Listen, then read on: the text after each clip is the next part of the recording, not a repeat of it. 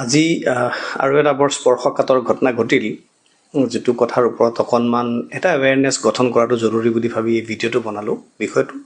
মাহবুবুল হকৰ গ্ৰেপ্তাৰ। USTMৰ চেঞ্চেলৰ মাহবুবুল হকক যোৱা নিশা অসম আৰক্ষীয়ে গ্ৰেপ্তাৰ কৰিছে। এই সম্পৰ্কত বিভিন্ন ক্ৰিয়া প্ৰতিক্ৰিয়া হৈ আছে। ভাবিলোঁ যে এই কথাটো অকণমান ৰাজহুৱাকৈ আলোচনা কৰাৰ প্ৰয়োজন আছে। বহুতে মাহবুবুল হক ডাঙৰীয়াৰ ওপৰত অসমৰ মাননীয় মুখ্যমন্ত্ৰী ডক্টৰ হিমন্ত বিশ্ব শৰ্মা ডাঙৰীয়াই প্ৰতিশোধ লোৱা বুলি কৈ আছে। প্ৰতিশোধ হয় নহয় এইটো সময়ত প্ৰমাণ হ'ব। কিন্তু বিষয়টো সম্পৰ্কত অলপ ক্ৰিয়া প্ৰতিক্ৰিয়া হৈছে। কোৱা হৈছে, যিটো বাতৰিত এতিয়ালৈকে পালোঁ, যে ERD ফাউণ্ডেশ্যনে কিছুমান ছাত্ৰ ছাত্ৰীক পৰীক্ষাত পাছ কৰোৱাই দিম বুলি কৰিমগঞ্জ জিলালৈকে লৈ গৈছিল। তাত নি পেলাই তেওঁলোকক উপযুক্ত সুবিধাটো দিব নোৱাৰিলে, তেওঁলোকে যিটো কৈছিল বা যিটো বিচাৰিছিল সেইটো দিব নোৱাৰিলে, আৰু সেই ছাত্ৰ ছাত্ৰীবোৰে প্ৰতিবাদ কৰিলে, আৰু তাৰপিছত যোৱা নিশা মাহবুবুল হক ডাঙৰীয়াক গ্ৰেপ্তাৰ কৰিছে। সাধাৰণতে কি হয়, যদি কোনোবা কলেজ ইউনিভাৰ্চিটিত এনেকুৱা ধৰণৰ ঘটনা, প্ৰতাৰণামূলক ঘটনাবোৰ ঘটে, তেতিয়াহ'লে ঘটিছে। আমাৰ ইভেন গুৱাহাটী ইউনিভাৰ্চিটিতো ঘটিছে, অন্যান্য চৰকাৰী বিশ্ববিদ্যালয়তো ঘটে, প্ৰাইভেট বিশ্ববিদ্যালয়বিলাকতো ঘটেই, স্কুলবিলাকতো ঘটেই। তো মানে গুৱাহাটীত আইডলত এই ঘটনাটো ঘটিছে। তো এনেকুৱা ঘটনাত কনচাৰ্ণ অফিচাৰজনৰ এগেইনষ্টত একশ্যন লোৱা হয়। তেওঁক লাগিলে গ্ৰেপ্তাৰেই কৰোৱা হওক, কিন্তু কনচাৰ্ণ অফিচাৰবিলাকক গ্ৰেপ্তাৰ কৰোৱা হয়। একেবাৰে চেঞ্চেলৰ পৰ্যায়ৰ বিষয়া এগৰাকীক, মানে বিষয়া নহয় চেঞ্চেলৰ, আচলতে চেঞ্চেলৰ ইজ এন অথৰিটি, চেঞ্চেলৰক গ্ৰেপ্তাৰ কৰাৰ ঘটনা সাধাৰণতে ঘটা আমি নেদেখোঁ। আৰু প্ৰতিশোধ বুলি ভবাৰ থল আছে এইটোৱেই যে হিমন্ত বিশ্ব শৰ্মা ডাঙৰীয়াই আজি বহুত দিনৰ পৰা মাহবুবুল হক ডাঙৰীয়াক টাৰ্গেট কৰি আহিছিল। আপোনালোকৰ মনত পৰিব ঘটনাটো আগষ্ট 2024 চনৰ আগষ্ট মাহত গুৱাহাটীত ডাঙৰ ফ্লাড হৈছিল, মানে কৃত্ৰিম বানপানী।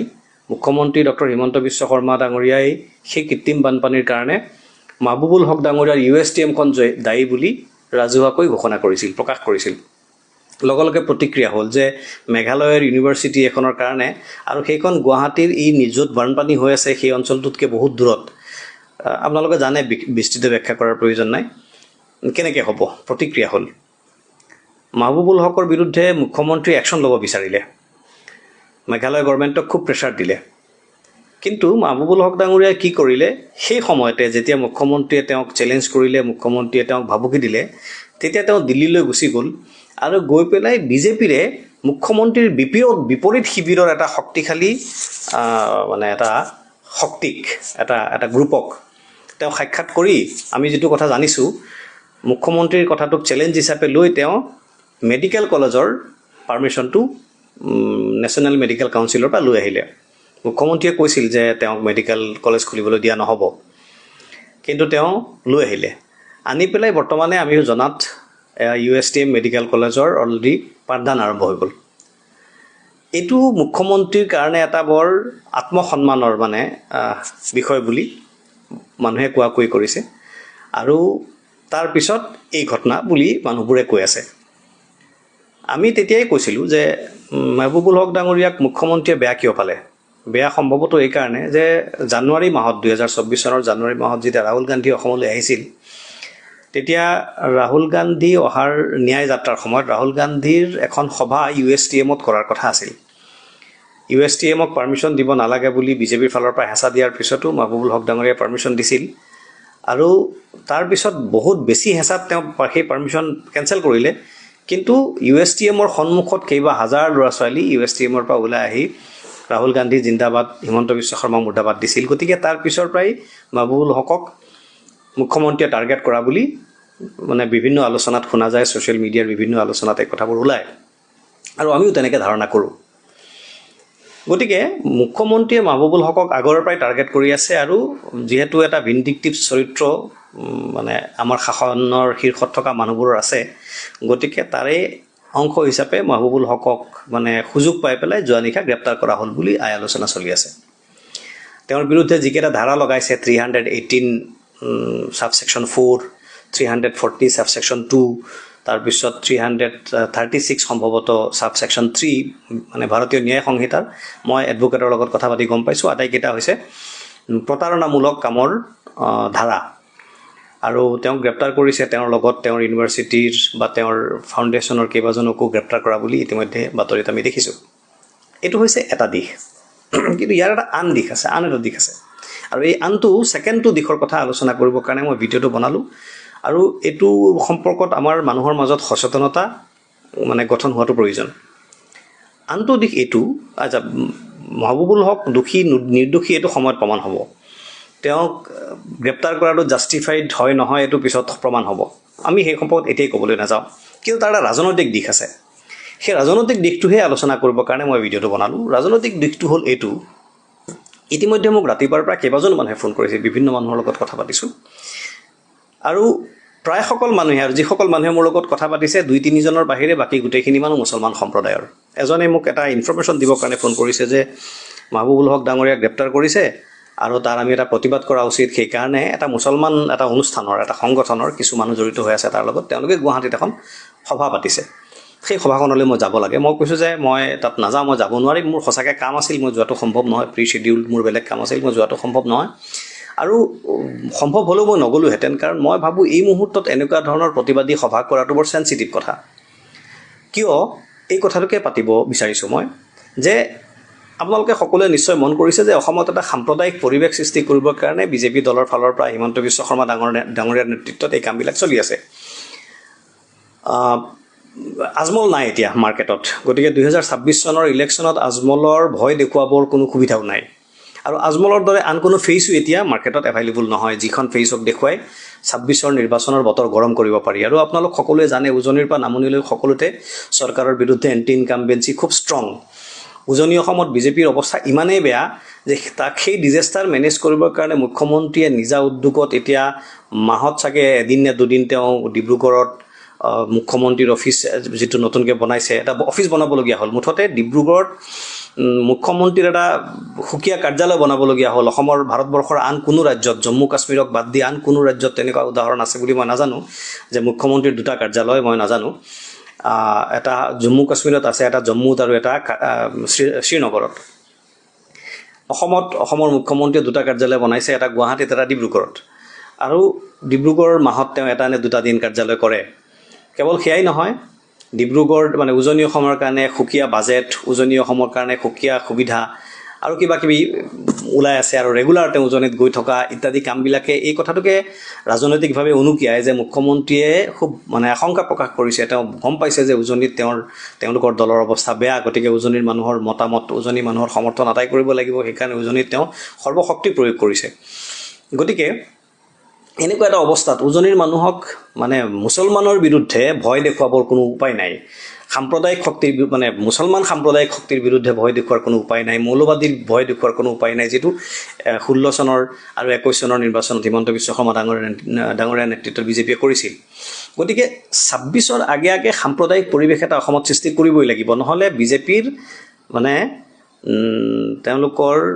নাইয়া পাৰ কৰাৰ কোনো উপায় নাই তেওঁলোকৰ চৰকাৰ আকৌ ঘূৰাই অনাৰ মানে মানুহৰ ওচৰলৈ যোৱাৰ কোনো তেওঁলোকৰ উপায় নাই গতিকে অসমৰ ৰাজনীতিত সাম্প্ৰদায়িকতাৰ বীজ সিঁচি অসমৰ মানে পৰিৱেশটো উত্তপ্ত কৰি তুলিবই লাগিব এইটো বিজেপিৰ বাধ্যবাধকতা সেইকাৰণে আমি ধাৰণা কৰিছোঁ যে সেইকাৰণেই ৰকিবুল হুছেইন ডাঙৰীয়াক টাৰ্গেট কৰি থকা হৈছে কিন্তু ৰকিবুল হুছেইনক টাৰ্গেট কৰি বিজেপি সফল নহ'ল হিমন্ত বিশ্ব শৰ্মা ডাঙৰীয়াৰ যিটো চিন্তা সেই চিন্তাটো সফল নহ'ল তাৰ আগতে গৌৰৱ গগৈ ডাঙৰীয়াক টাৰ্গেট কৰিলে গৌৰৱ গগৈ ডাঙৰীয়াক কৰা টাৰ্গেটো সফল নহ'ল তাতো বুমেৰাং হ'ল বেকফায়াৰ কৰিলে গৌৰৱ গগৈ ডাঙৰীয়া আৰু তেওঁৰ সহধৰ্মিনীক যিটো টাৰ্গেট কৰাৰ ঘটনা ঘটিল সেইটো বেকফায়াৰ কৰিলে হিমন্ত বিশ্ব শৰ্মা ডাঙৰীয়াই এবাৰ মানে ডাঙৰীয়াক সমৰ্থন কৰা মানুহে ৰকিবুল হুছেইন ডাঙৰীয়াক আক্ৰমণ কৰিলে ৰাইজে ৰকিবুল হুছেইন ডাঙৰীয়াৰ প্ৰতি চিম্পিথি বাঢ়িল বিজেপিৰ চৰকাৰক মানুহে বেয়া পালে পুলিচক মানুহে বেয়া পালে বাই দ্যাট টাইম APSCৰ কাহিনীটো আহিল APSCৰ বিপ্লৱ শৰ্মা ডাঙৰীয়াৰ কমিটিৰ তদন্ত প্ৰতিবেদন ৰাজহুৱা কৰা হ'ল কিন্তু ৰাজহুৱা কৰাৰ লগে লগে সেইটো বুমেৰাং হ'ল সেইটোৱে দেখা গ'ল যে বিজেপিৰ দলে বা বিজেপি দলৰ চৰকাৰে হিমন্ত বিশ্ব শৰ্মা ডাঙৰীয়াই এইটোক লৈ ৰাজনীতি কৰিছে স্পষ্টভাৱে যিসকল প্ৰকৃততে ইনভলভ মানুহ সেইসকলৰ বিৰুদ্ধে ব্যৱস্থা নলৈ সেইসকলৰ কথা আলোচনা নকৰি অন্য মানুহৰ কথা আলোচনা কৰা হৈছে গতিকে চাৰিওফালে বুমেৰাং হ'ল এনেকুৱা অৱস্থাত আৰু এটা ইম্পৰ্টেণ্ট কথা ইয়াত কৈ লওঁ আচলতে এডভান্টেজ আছাম আহি আছে 4 দিনমান আছে বাকী 4 দিন নে 3 দিন বাকী আছে এডভান্টেজ আসামৰ আগে আগে অসমৰ পৰিৱেশ ৰাজনৈতিকভাৱে উত্তপ্ত কৰাটো উচিত নহয় কথাটো মুখ্যমন্ত্ৰী ডাঙৰীয়াই নিজে জানে কাৰণ এইটো এটা বৰ ভাল ইভেন্ট পৃথিৱীৰ বিভিন্ন দেশৰ পৰা মানুহ আহিব ভাৰতৰ অন্য ৰাজ্যৰ পৰা মানুহ আহিব ইনভেষ্টৰসকল আহিব তেওঁলোকে যদি ভাল পায় নিশ্চয় ইনভেষ্ট কৰিব এনেকুৱা সময়ত অসমৰ ৰাজনৈতিক পৰিৱেশ উত্তপ্ত হ'লে ইনভেষ্টৰসকলে বেয়া পাব তেওঁলোক আগবাঢ়ি নাহিব এই কথাটো জনাৰ পিছতো হিমন্ত বিশ্ব শৰ্মা ডাঙৰীয়াই কিয় মাহবুবুল হক ডাঙৰীয়াক গ্ৰেপ্তাৰ কৰোৱালে মোৰ ধাৰণা যে মাহবুবুল হক ডাঙৰীয়াক গ্ৰেপ্তাৰ কৰোৱাটো এটা প্ৰতীকহে আসল কথাটো হৈছে অসমত এটা সাম্প্ৰদায়িক পৰিৱেশ সৃষ্টি কৰিব লাগিব আৰু সাম্প্ৰদায়িক পৰিৱেশ এফালৰ পৰা নহয় যেনেকৈ আচ্ছা আৰু এটা কথা আপোনালোক সকলোৱে জানে আজি আকৌ ৰিপিট কৰিছোঁ যে অসমত বহুত চেষ্টা কৰিও বিজেপি দলৰ চৰকাৰে সাম্প্ৰদায়িক পৰিৱেশ সৃষ্টি কৰিব পৰা নাই হিমন্ত বিশ্ব শৰ্মা ডাঙৰীয়াই সাম্প্ৰদায়িক পৰিৱেশ সৃষ্টি কৰিব পৰা নাই কাৰণ বিজেপি দলৰে আধাতকৈ বেছি মানুহ সাম্প্ৰদায়িক নহয় এনেকুৱা অৱস্থাত অসমখনটো সাম্প্ৰদায়িক ৰাজ্য নহয় অসমত সাম্প্ৰদায়িক পৰিৱেশ কৰাৰ কোনো সুযোগেই নাই সেইকাৰণে বহুত চেষ্টা কৰি তেওঁলোকে অসমখনক সাম্প্ৰদায়িক কৰিব পৰা নাই এনেকুৱা অৱস্থাত মুছলমানৰ বিৰুদ্ধে ভয় খুৱাব লাগিব মুছলমানক উত্তেজিত কৰিব লাগিব মূল কথাটো হৈছে মুছলমানৰ বিৰুদ্ধে অমুছলমানক ভয় খুৱাবলৈ হ'লে সংখ্যালঘুৰ বিৰুদ্ধে বা সংখ্যালঘুৰ ওপৰত সংখ্যাগুৰুৰ ক্ষোভ সৃষ্টি কৰিবৰ কাৰণে সংখ্যালঘুৰ ওপৰত সংখ্যাগুৰুৰ মনত খং উঠাবৰ কাৰণে সংখ্যালঘুসকলক ইনষ্টিগেট কৰিব লাগিব কথাটো বুজি পাব তেওঁলোকক প্ৰৰোচিত কৰিব লাগিব মই ভাবোঁ মাহবুবুল হক ডাঙৰীয়াক মানে গ্ৰেপ্তাৰ কৰা ৰকিবুল হুছেইন ডাঙৰীয়াৰ বিৰুদ্ধে এইটো কৰা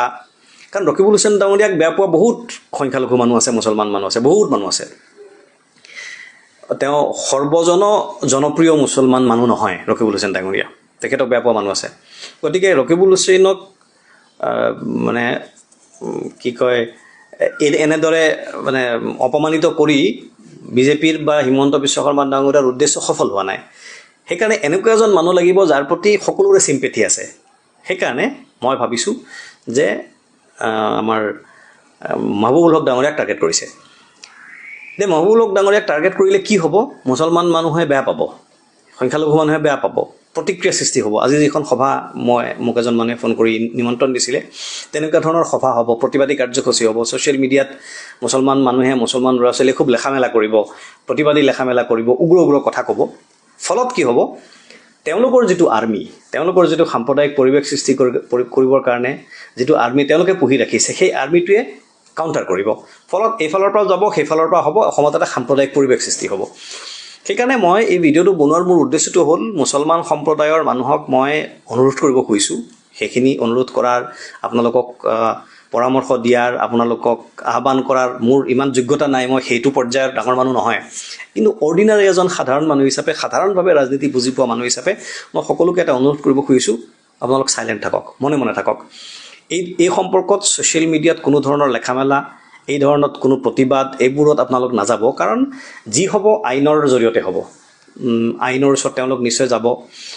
বেইল পিটিশ্যন মুভ কৰিব আইনৰ বিচাৰ হ'ব যদি তেওঁ দোষী শাস্তি হ'ব যদি তেওঁ নিৰ্দোষী তেওঁ ওলাই আহিব কিন্তু এই মুহূৰ্তত যদি এই কথাবিলাকক লৈ আৰু এটা বস্তু দেখিছোঁ জুবেইৰে নাম তেওঁ হৈছে যুৱ কংগ্ৰেছৰ সভাপতি তেওঁকো আজি আটক কৰা বুলি মই অলপ আগতে বাতৰিত দেখা পালোঁ একে সময়ত যিদিনাখন হেৰিক আটক কৰিছে গ্ৰেপ্তাৰ কৰিছে মাহবুবুল হক ডাঙৰীয়াক একেদিনে জুবেইৰা নাম ডাঙৰীয়াকো আটক কৰিছে তাৰমানে আপোনালোকে গোটেই দৃষ্টিভংগীটো বুজি পাব গভৰ্ণমেণ্ট মেচিনাৰীৰ দৃষ্টিভংগীটো আপুনি বুজি পাব কাইলৈ একে ঘটনা মোৰ লগতো হ'ব পাৰে আপোনাৰ লগতো হ'ব পাৰে সেইকাৰণে বিশেষকৈ এই কথাটো মই মুছলমান সম্প্ৰদায়ৰ মানুহক ডেকা ল'ৰা ছোৱালীখিনিক ক'ব খুজিছোঁ যে প্ৰতিক্ৰিয়া প্ৰকাশ কৰোঁতে আপোনালোক সাৱধান হ'ব মুছলমান মানুহৰ ল'ৰা ছোৱালীবোৰ মই দেখিছোঁ সাধাৰণতে বেছি ইম'শ্যনেল খুব বেছি ৰিয়েক্ট কৰি দিয়ে একদম ৰিয়েক্ট কৰিব নালাগে মই বহুত আগতে এবাৰ এদিন এটা কথা প্ৰসংগত এটা ভিডিঅ'ত কৈছিলোঁ যে যিমান পাৰে পঢ়া শুনা কৰক ব্যৱসায় কৰক চাকৰি বাকৰি কৰক যি কৰে কৰক টকা পইচা আৰ্ণ কৰক ল'ৰা ছোৱালীক পঢ়াওক নিজকে বৌদ্ধিকভাৱে আৰু আৰ্থিকভাৱে শক্তিশালী আৰু প্ৰতিষ্ঠিত কৰক এইবোৰ ৰাজনৈতিক ধুমুহা আহিব যাব এইবোৰ ৰাজনৈতিক ধুমুহাত আপোনালোকৰ নিজৰ মন মগজু বেয়া নকৰিব আৰু মই হিন্দু মুছলমান উভয় সম্প্ৰদায়ৰ সকলো মানুহকে ক'ব খুজিছোঁ যে বিজেপি দলে যি ধৰণে অসমখনক একেবাৰে আৰ্থিকভাৱে বিধ্বস্তপ্ৰায় অৱস্থা কৰি পেলাইছে 1 লাখ উদ্যোগ বন্ধ হৈ যোৱা বুলি মানে ক্ষুদ্ৰ উদ্যোগ বন্ধ হৈ যোৱা বুলি মই বাতৰিত আজি দেখিলোঁ 1 লাখ ক্ষুদ্ৰ উদ্যোগ বন্ধ হৈ গৈছে গভৰ্ণমেণ্টৰ কোনো ইনিচিয়েটিভ নাই ফৰেইন ইনভেষ্টমেণ্ট আনিবৰ কাৰণে কাম কৰি আছে কৰক ভাল কথা আমাৰ শুভেচ্ছা আছে সহযোগিতা আছে ফৰেইন ইনভেষ্টমেণ্ট আহিব লাগে কিন্তু